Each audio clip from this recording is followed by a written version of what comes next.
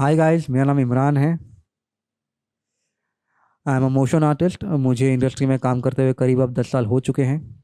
मैंने काफ़ी सारे नेशनल और इंटरनेशनल क्लाइंट के साथ काम किया है, like NBA, HDFC, Phillip Capital. ये वीडियो उन लोगों के लिए है जो ऑलरेडी डिज़ाइनर्स हैं या जो डिज़ाइनर्स बनना चाहते हैं। यहाँ पे मैं वो सारी बातें आपके साथ शेयर करूँगा जो आपको पता होना चाहिए इंडस्ट्री में आने से पहले। This will definitely help you grow in your career and take your work to the next level. I hope you like it. Let's get into the video. तो ये होगा हमारा पहला लेसन। इस लेसन को हम बुलाएंगे दी कोर पिलर्स ऑफ डिज़ाइन, क्योंकि इस लेसन में हम सीखेंगे कुछ बुनियादी बातें डिज़ाइंस के बारे में जो फ़र्क करती है एक अच्छे और एक बुरे डिज़ाइन में। पहली, contrast, repetition, proportion, alignment, proximity spacing, unity, balance, emphasis, rhythm and movement. अब इन 10 चीज़ों को हम थोड़ा डिटेल में देखेंगे। Contrast can be considered as opposite as well. जैसे हमने वाइट बैकग्राउंड में ब्लैक कलर यूज़ किया है, तो ये हो गया कॉन्ट्रास्ट। अगर मैं वाइट के ऊपर वाइट ही यूज़ करूँगा तो वो डेफिनेटली नहीं दिखेगा। अगर मैं वाइट के ऊपर येलो यूज़ करूँगा तो भी वो नहीं दिखेगा। अगर मैं डार्क पर्पल यूज़ करूँ तो ये अब उठ के दिख रहा है। येलो नहीं दिख रहा है इतना उठ के, लेकिन पर्पल दिख रहा है। क्यों? क्योंकि ये कॉन्ट्रास्ट है। तो कॉन्ट्रास्ट किसी भी तरीके का हो सकता है। वो फॉर्म्स में हो सकता है, वो साइज में हो सकता है, वो वैल्यूज़ में हो सकता है, वो टेक्सचर में हो सकता है। तो ये अब हर एलिमेंट जो है, जैसे ये लाइन है, ये वेव है, ये सर्कल है, ये ट्रायंगल है, हम लोग बॉक्स एक बना लेते हैं। तो ये सब अलग अलग फॉर्म्स है और ये एक दूसरे से काफ़ी अलग है। तो ये कॉन्ट्रास्टिंग है। हम इसको बोल सकते हैं कि ये कॉन्ट्रास्टिंग है। और ये हो गया हमारा फॉर्म्स। साइज में वॉल्यूम होता है चीज़ों का। जैसे ये एक सर्कल हो गया, ये बड़ा हो गया, ये छोटा हो गया, फिर ये और छोटा हो गया, फिर ये। तो ये भी कॉन्ट्रास्टिंग है। तो एक फ्रेम में जब आप इसको डालोगे तो it can look like a space. जैसे हम स्पेस में देखते हैं कि सब कुछ सर्कुलर ही होता है, चाहे वो सन हो, सैटर्न हो, अर्थ हो, जुपिटर हो, सब सर्कुलर ही होता है। लेकिन बस उसके साइज से हम हमें पता चलता है कि वो क्या है। जैसे सन अगर दूर भी है तो वो थोड़ा सा बड़ा ही होगा फ्रेम में। तो हमें पता चलता है कि ओके, सैटर्न को हल्का सा एक और सर्कल होता है जिससे हमें पता चलता है कि वो सैटर्न है। Just using such basic differentiation, चीज़ों को अलग करने के लिए, अलग करने के लिए, कॉन्ट्रास्ट करने के लिए अब हम ये यूज़ करते हैं। तो ये हो गया हमारा साइज। अब वैल्यू, कलर हो सकता है वैल्यू। जैसे कि हमने इसको रेड किया और यहाँ पे हमने इसको किया है ब्लैक। तो आपको यहाँ पे 3 वैल्यूज़ मिल रहे हैं। एक तो ये रेड का वैल्यू मिल रहा है आपको, एक तो ये इन दोनों का मिक्स होके एक वैल्यू मिल रहा है आपको जो कि मरून कलर होगा या डार्क रेड, और एक और आपको ब्लैक कलर मिल रहा है यहाँ पे आपको। अगर आप देख रहे हो कि अगर मैं इसको फिर से कलर कर रहा हूँ उसी के ऊपर, तो इसका वैल्यू चेंज हो रहा है। यहाँ पे ज़्यादा डार्क हो रहा है, यहाँ पे हल्का सा लाइट ब्लैक है, और ये थोड़ा सा डार्क, उसी उसी का डार्क शेड है। ये है मेरा एक बॉक्स जिसका टेक्सचर ऐसा है। फिर मैं एक और बॉक्स बनाता हूँ जिसका texture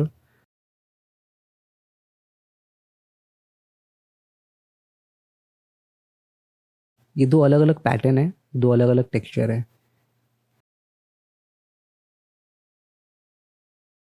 texture is also use to create contrast between design. मैं कुछ इसके एग्जाम्पल्स आपको दिखाऊंगा। So this is a good example of contrast. यहाँ पे आप देख सकते हो कि सिर्फ 2 कलर यूज़ किए हैं, और कॉन्ट्रास्ट के through the entire image is very clear to the audience कि एक ऑफिस है, ऑफिस में लैम्प चालू है और वहाँ पे कुछ टेक्स्ट लिखा हुआ है। ये है दूसरा एग्जाम्पल। इसमें ब्रीदिंग स्पेस काफ़ी दिया है और जो भी एक्शन हो रहा है वो यहाँ पे हो रहा है, तो हमारा पूरा अटेंशन इस तरफ जाता है। तो कुछ नहीं यूज़ किया, सिर्फ एक बॉक्स यूज़ किया दरवाजे के लिए, बॉक्स के अलग अलग वेरिएशन, सर्कल यूज़ किया है और एक आदमी का सिलुएट है। Very simple design, very elegant, and this is also good example. इसमें काफ़ी सारे फ्रेम्स है। हर फ्रेम के बारे में मैं बात नहीं करूँगा, लेकिन पहले के बारे में बात करना है। दिस इज़ कम्प्लीटली ब्लू और सिंपल शेप यूज़ करके उसको ब्लैक किया है, और वो हमारा पूरा ध्यान इस आदमी पे जाता है। फिर पूरा हमारा ध्यान इस आदमी पे जाता है। ये फ्रेम के बारे में बात करते हैं। This is completely black. Red colour guys अच्छा होता है हाईलाइट करने के लिए चीज़ों को। ये फ्रेम की बात कर रहा हूँ मैं। ओके, तो ये फ्रेम में दिस इज़ कम्प्लीटली ब्लैक। सिर्फ 3 कलर यूज़ किया है, black, white and yellow for light. सिर्फ कॉन्ट्रास्ट के through they are telling us कि क्या हो रहा है फ्रेम में। तो अगर आप कॉन्ट्रास्ट समझ जाओगे तो आपका डिज़ाइन ऑटोमेटिकली काफ़ी हद तक बेहतर हो जाएगा, अच्छा हो जाएगा। तो अगला है हमारा repetition. Repetition is nothing but elements coming together to create a sense of harmony and unity. जैसे एक डिज़ाइन में ऑब्वियसली एक चीज़ नहीं होता है, काफ़ी सारी चीज़ें होती है, काफ़ी सारे एलिमेंट्स होते हैं। तो वो सारे एलिमेंट्स एक दूसरे को कॉम्प्लीमेंट करना चाहिए। ऐसा नहीं होना चाहिए कि हमने एक बॉक्स बना दिया, फिर एक ट्रायंगल यहाँ पे बना दिया, फिर एक सर्कल यहाँ पे बना दिया, फिर हमारा कैरेक्टर एक यहाँ पर है ना। It does not look good, it does not have any unity, it does not have any sense of harmony. तो रेपिटेशन को हम लोग कैसे यूज़ करते हैं, जैसे हमने यहाँ पे एक बॉक्स बनाया तो उसके ही साइड में, या फिर हम लोग ग्रिड यूज़ कर सकते हैं। ग्रिड एक अलग चीज़ है जो मैं आपको बाद में बताऊंगा, how do we use grid.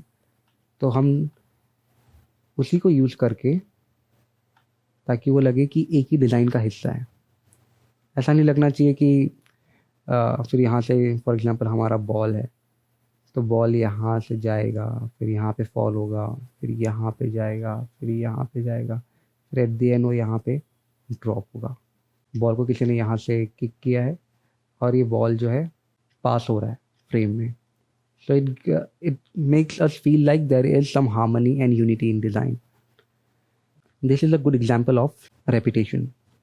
सिर्फ 2 कलर, 2 नहीं, इसमें 3 कलर यूज़ किए हैं एक ही टोन के, रेड, ऑरेंज एंड येलो।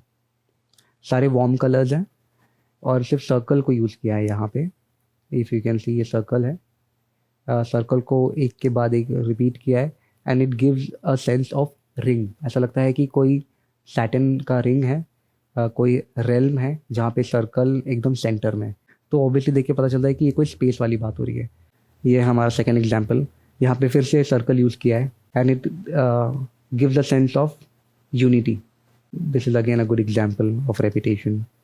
तो यहाँ पे एक ही शेप यूज़ किया है, कंटिन्यूसली रिपीट करो, so it will create something like this. 2 colour use किया है, ब्लू एंड पिंक, काफ़ी अच्छा लग रहा है। हमारा अगला पॉइंट है proportion, relation between size of element to create a sense of balance in a frame। जैसे कि आप ये फ्रेम में ही देख लो जो मैंने बनाया है, ये टेक्स्ट का साइज़ काफ़ी अलग है, ये टेक्स्ट का साइज़ काफ़ी अलग है, इसका साइज़ अलग है प्रोपोर्शन का, और ये जो टेक्स्ट है इसका साइज़ काफ़ी अलग है। लेकिन आपको देख के पता चल रहा है कि क्या सबसे ज़्यादा इम्पॉर्टेंट है, फिर उसके बाद क्या इम्पॉर्टेंट है, फिर उसके बाद क्या इम्पॉर्टेंट है। तो ये है हमारा हेडर, ये है हमारा सब हेडर या सब टाइटल। फिर उसके नीचे हमने ये पॉइंट ऐड किया है, एक सिंपल सा line, relation between size of element. तो ये बेसिकली कुछ नहीं, ये प्रोपोर्शन है ऑफ द साइज, कि आप जिस तरीके से प्लेस करते हो, क्या साइज रखते हो, उससे वो एम्फसिस क्रिएट करता है डिज़ाइन में, फ्रेम में। या कुछ चीज़ें हम जैसे कि लोगो डालते हैं वो हमें डालना पड़ता है। फॉर एग्जांपल अगर हम साइड में कभी लोगो डालते हैं, मोस्टली आप ये वीडियो में भी देखोगे कि साइड में लोगो है। जैसे कि यहाँ पे ये फ्रेम है मेरा, अगर तो यहाँ पे मैं ऐसे लोगो डालूंगा मेरा, तो उससे पता चलता है कि that part is mandatory but it is not important to my design. वो डिज़ाइन के लिए इम्पॉर्टेंट नहीं है। तो मेरा जो भी कंटेंट होगा, मेन कंटेंट होगा, वो इस तरफ होगा, ज़्यादातर इस साइड में होगा, मेन सेंटर में होगा। तो ये फ्रेम में आप देख रहे हो कि प्रोपोर्शन को किस तरीके से यूज़ किया है। इसने सिर्फ बॉल यूज़ किए हैं बताने के लिए हमारे सीन में डेप्थ कितना है, सिर्फ ये बॉल यूज़ करके। जैसे यहाँ पे आप देख रहे हो ब्लर किया हुआ है, जो नज़दीक है उसको एकदम क्लियर रखा हुआ है, जो बहुत ज़्यादा नज़दीक है उसको भी ब्लर किया हुआ है। तो दूर वाले को ब्लर किया है, नज़दीक ज़रूरत से ज़्यादा जो नज़दीक है फ्रेम के उसको भी ब्लर किया हुआ है, और जो हमारा मेन कंटेंट है उसको एकदम क्लियर रखा है, एकदम शार्प है। आप देखोगे अगर तो ये बॉल बहुत शार्प है, और जो हमारा मेन कंपनी का जो लोगो है वो बहुत शार्प है। So this is how proportion helps you to create the depth in the frame. This is again a good example of proportion. इससे हमें ऐसा लग रहा है कि सारी मछलियाँ यहाँ पे जा रही है, और यहाँ पे कितना डॉट डॉट डॉट कर दिया है, यहाँ पे मछलियाँ काफ़ी बड़ी है। मैं आपको एक अपना एग्जांपल देता हूँ।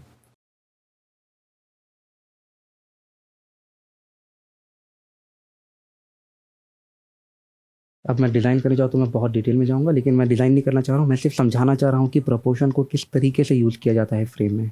तो इससे हमें पता चलता है कि बिल्डिंग और कार को जब हम साइड बाय साइड रखते हैं तो हमें पता चलता है कि कार कितनी बड़ी है या झाड़ कितना बड़ा है।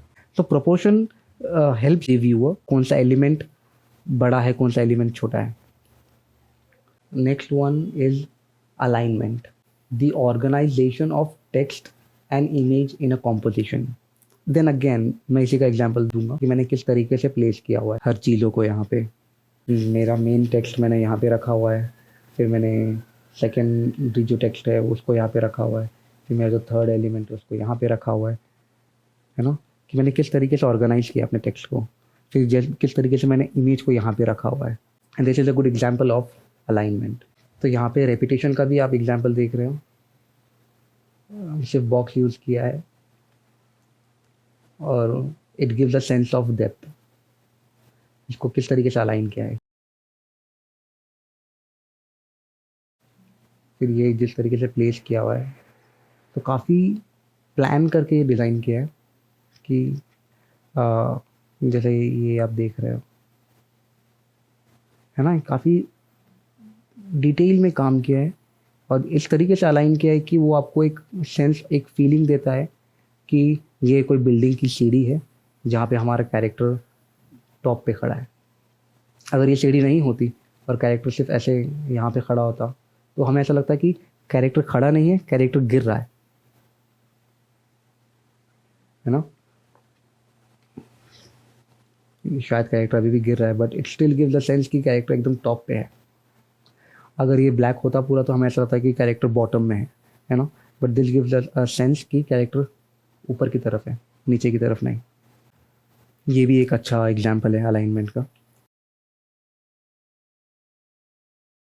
ये पियानो का की यूज़ किया है यहाँ पे, और यहाँ पे से एक चीज़ गायब कर दिया है, तो this is also contrast, contrast का भी एग्जाम्पल है यहाँ पे।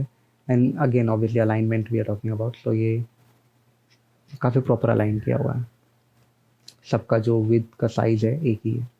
तो सारा जो की है उसका साइज़ एक ही रखा हुआ है और उसको प्रॉपर अलाइन किया है। This is a good example of alignment.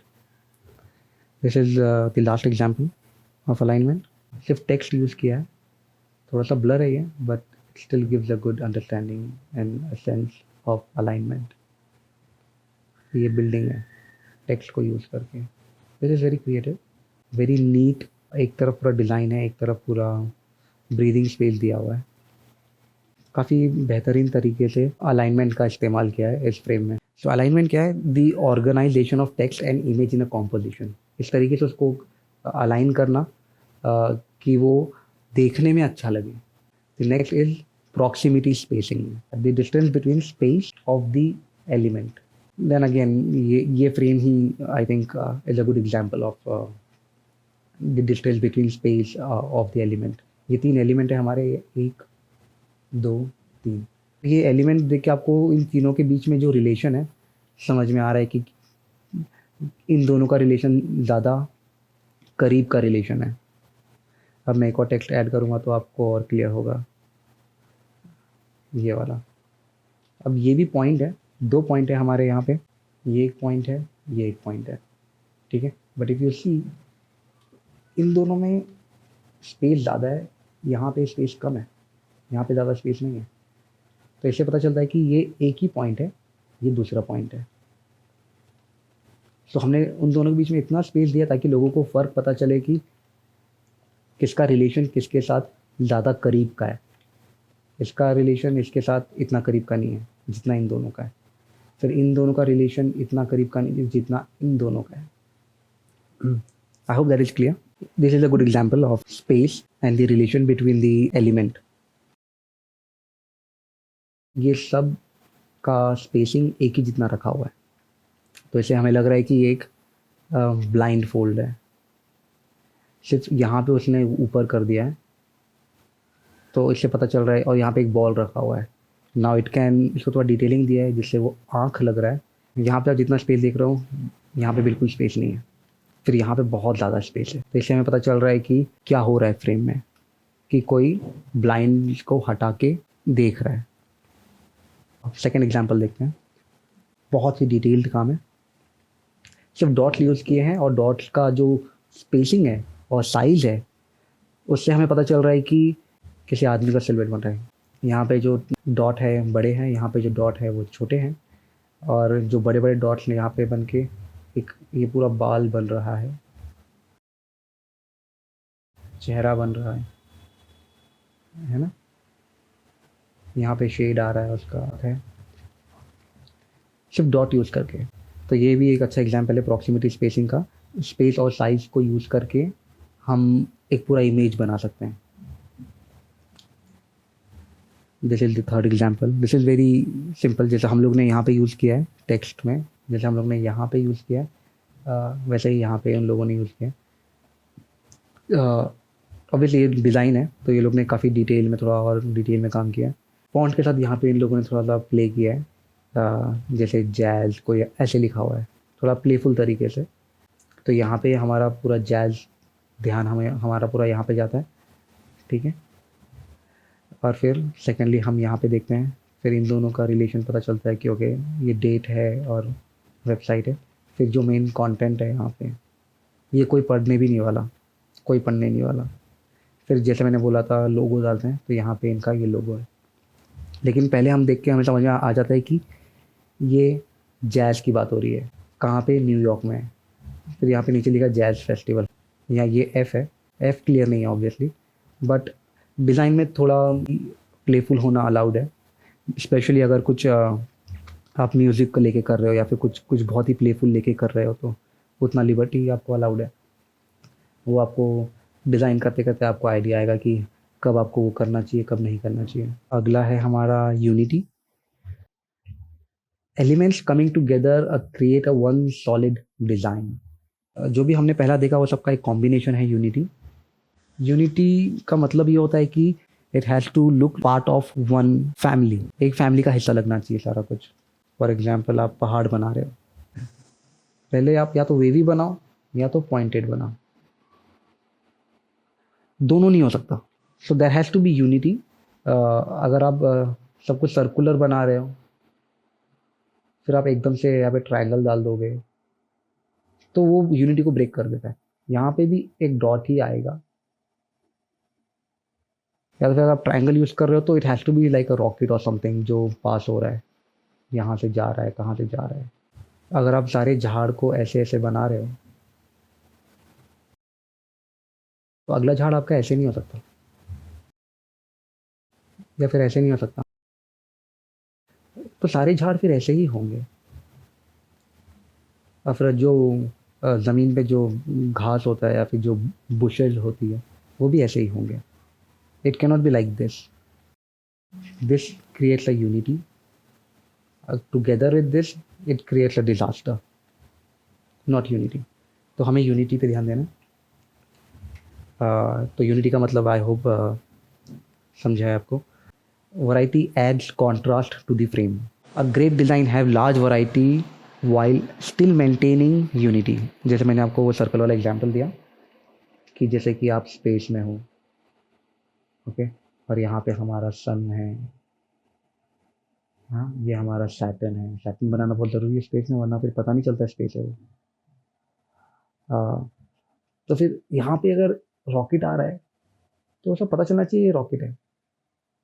वो कुछ ऐसे इस तरीके से, कुछ ऐसे, कुछ उसका धुआं होगा या फिर जो भी है, तो हमें पता चलेगा कि ओके दिस इज रॉकेट ना। ओके, तो आपका ध्यान अभी इस रॉकेट पे है, और रॉकेट का कलर भी अलग होगा। मैंने सिर्फ ऐसे ही मैं बता देता हूँ आपको, रॉकेट ऐसे। Okay, so now this looking like a good frame. ये अच्छा फ्रेम है। हाँ, this is a good frame. तो ये वैरायटी भी है इसमें। और एक ग्रेट डिज़ाइन की बात ही वो होती है कि काफ़ी सारे एलिमेंट्स होने के बावजूद वो एक फैमिली लगे, ऐसा लगे कि एक ही डिज़ाइन का हिस्सा है वो। I hope this is clear. No element is superior और इन्फीरियर ऑब्वियसली। किसी भी एलिमेंट को ज़रूरत से ज़्यादा तवज्जो नहीं देना है हमें। अगर हम स्पेस बना रहे हैं, रॉकेट बना रहे हैं, सन बना रहे हैं, तो ऐसा नहीं है कि हम पूरा ध्यान सिर्फ रॉकेट को दे रहे हैं या फिर पूरा ध्यान हम सिर्फ सैटर्न को दे रहे हैं। हमें हर चीज़ को इक्वली इम्पोर्टेंस देना है, ताकि कोई भी एलिमेंट स्टैंड आउट ना हो एकदम से, क्योंकि फिर वो दो अलग डिज़ाइन लगेगा और फिर वो पूरे डिज़ाइन को ख़राब कर देगा आपके। It has to look like one family. Unity का मतलब ही वो होता है कि सब सारे एलिमेंट जब एक साथ आके एक सॉलिड डिज़ाइन बनाए। यहाँ पे मैंने मेंशन किया solid design. I hope this is clear. Will go to the next one, balance, visual distribution of weight. ये सिमेट्रिकल भी हो सकता है, असिमेट्रिकल भी हो सकता है। मैं आपको बताता हूँ, बैलेंस ऑफ वेट पहले बताता हूँ मैं आपको।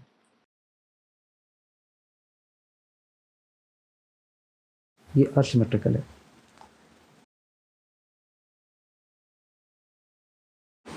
और ये है हमारा सिमेट्रिकल। This is symmetrical. ठीक है,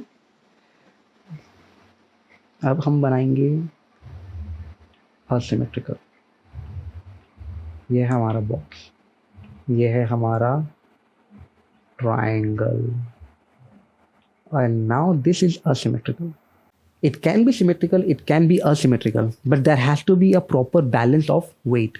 Symmetrical भी हो सकता है, asymmetrical भी हो सकता है, लेकिन जो weight distribution है फ्रेम में एलिमेंट्स का, वो हिसाब से होना चाहिए, सही तरीके से होना चाहिए, ताकि वो जब देखे व्यूअर तो उसको देखने में अच्छा लगे, उसमें यूनिटी हो।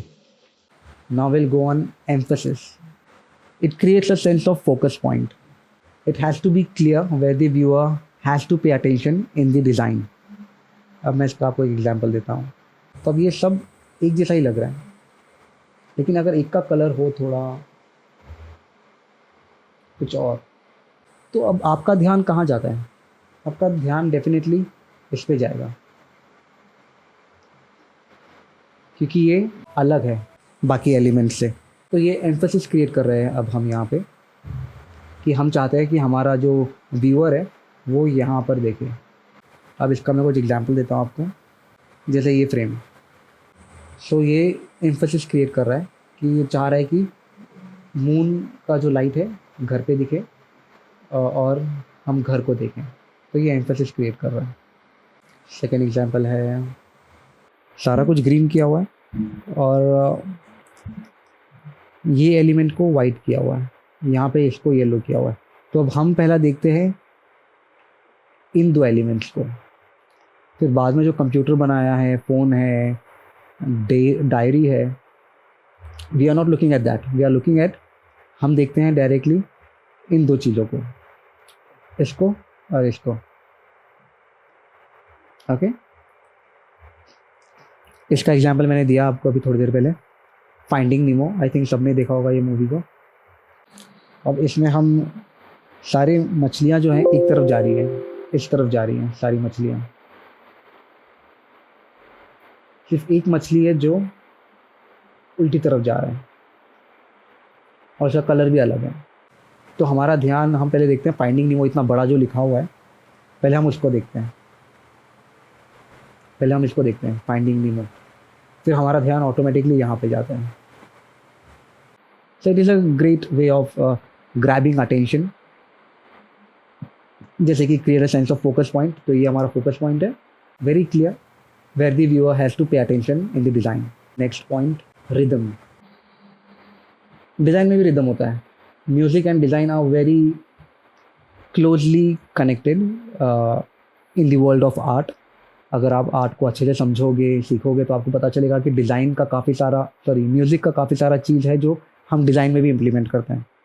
Movements that dictate the viewers point towards the focal point. Movement में एक्चुअली दो तरीके होते हैं, पहले हम वो देख लेते हैं. एक होता है फ्लोइंग, एक होता है प्रोग्रेसिव. फ्लोइंग में आता है, flowing gives a sense of movement and is often organic. Progressive shows a sequence of forms through a progression of steps. Progression आके धीरे धीरे करके स्टेप बाय स्टेप जाता है. फ्लोइंग थोड़ा ऑर्गेनिक होता है. जैसे कि अगर आप पानी का देखोगे,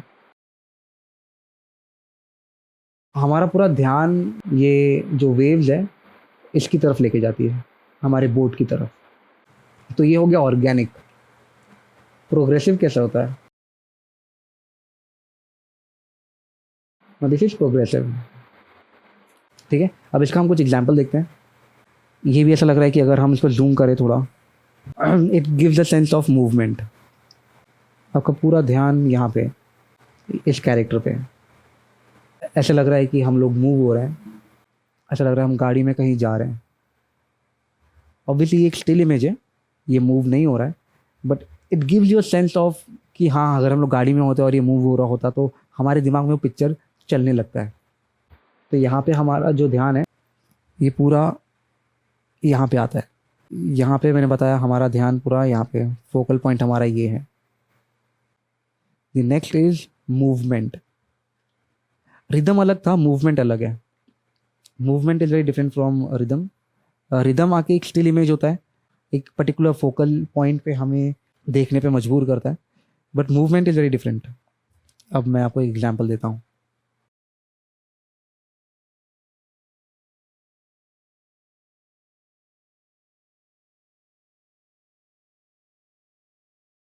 तो ये एक आदमी है जो अपना बाइसाइकिल चला के जा रहा है.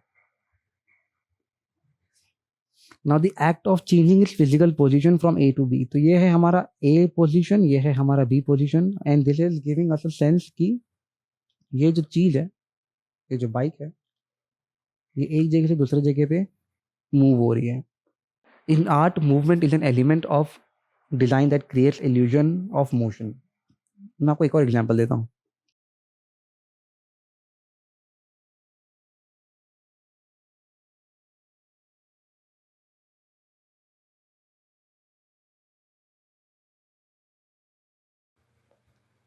Okay, now this is giving a sense of movement कि हमारा बटरफ्लाई यहाँ से यहाँ जा रहा है.